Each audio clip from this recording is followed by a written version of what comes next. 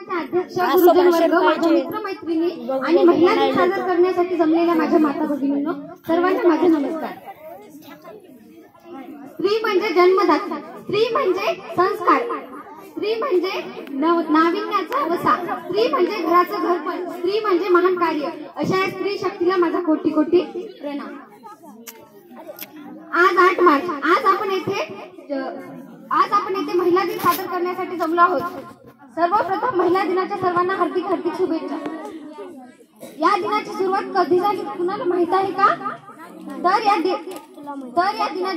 दिवसाची सुरुवात स्त्रियांच्या सामूहिक प्रयत्नातून अमेरिकेत 8 मार्च 1908 रोजी झाली.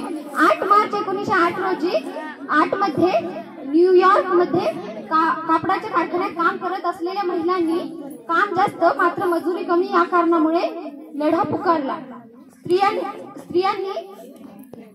स्त्रियांनी संघटित होऊन स्वतःचा अधिकार मागण्यासाठी केलेला संघर्ष हा जगाच्या इतिहासातील पहिला संघर्ष मानला जातो.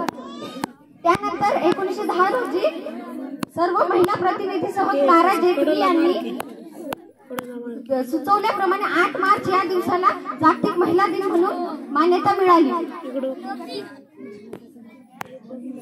तुझ्या उत्तुंग भरारी पुढे गगनही ठेंगणे भासावे, तुझ्या उत्तुंग भरारी पुढे गगनही ठेंगणे भासावे,